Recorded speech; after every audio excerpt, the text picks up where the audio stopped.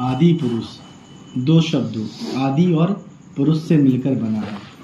आदि पुरुष मूल पुरुष को कहा जाता है। सबसे पहला पुरुष किसी वंश या साम्राज्य की पहली कड़ी को आदि पुरुष कहा जाता है, जिससे किसी वंश की शुरुआत होती है। वह व्यक्ति जिससे किसी वंश का आरंभ हो, मूल हो, वह पुरुष। वह जिससे किसी वंश का आरंभ हो। प्रकृति शब्द अक्सर आध्यात्मिक प्रवचनों के द्वारा शाश्वत सत्य को समझने के लिए उपयोग किए जाते हैं। पुरुष चेतना या ध्यान है, जो समय, स्थान और अनुभूति से परे है, जबकि प्रकृति पदार्थ या सामग्री है।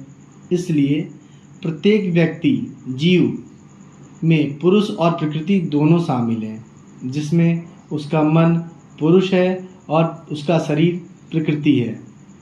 कौन है आदि पुरुष? वेदांत के अनुसार तीन पहलू हैं: सत्य, असत्य और मिथ्या। सत्य का अर्थ है वह जो मौजूद है लेकिन बदलता नहीं है। असत्य वह है जिसका अस्तित्व नहीं है, और मिथ्या वह है जिसका अस्तित्व है लेकिन बदलता रहता है।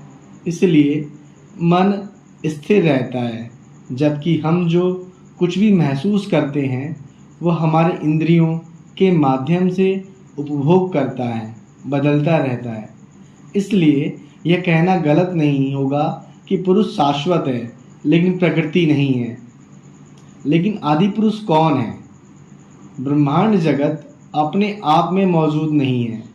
कोई अलौकिक शक्ति है जो इस पर शासन और शासन करती रहती है। इसलिए यह ईश्वर है जो सगुण निराकार है। यह ईश्वर है इसने भगवान ब्रह्मा को बनाया, जिन्होंने बदले में ब्रह्मांड का निर्माण किया। भागवत के दृष्टिकोण से भगवान ब्रह्मा भगवान विष्णु की नाभि से प्रकट हुए, जिन्हें ईश्वर के रूप में जाना जाता है। इसलिए वैष्णव संप्रदाय के अनुयायियों का मानना है कि भगवान विष्णु ईश्वर या सर्वशक्तिमान, सर्वशक्तिशाली और सर्वज्ञ, जो सब कुछ जानते हैं, वही हैं। हालांकि शैव संप्रदाय के अनुयायियों का मानना है कि यह भगवान शिव हैं, जो ईश्वर है। दिलचस्प बात यह है कि भगवान शिव और भगवान विष्णु एक दूसरे की पूजा करते हैं। एक बार देवी पार्वती ने सोचा कि भगवान शिव किसकी पूजा करते हैं, क्योंकि उनका मानना था कि वह सर्वोच्च शक्ति है। भगवान शिव ने पार्वती से सवाल का जवाब यह कहकर दिया कि वह भगवान विष्णु का ध्यान करते हैं, और भगवान विष्णु भगवान शिव को सर्वोच्च शक्ति के रूप में पूजते हैं। यह विश्वास का एक उत्कृष्ट उदाहरण रामेश्वरम मंदिर है, जो शिवलिंग को समर्पित एक मंदिर है, और भगवान राम के अलावा किसी और ने पूजा नहीं की है। और भगवान राम कौन थे? वे भगवान विष्णु के 7वें अवतार थे।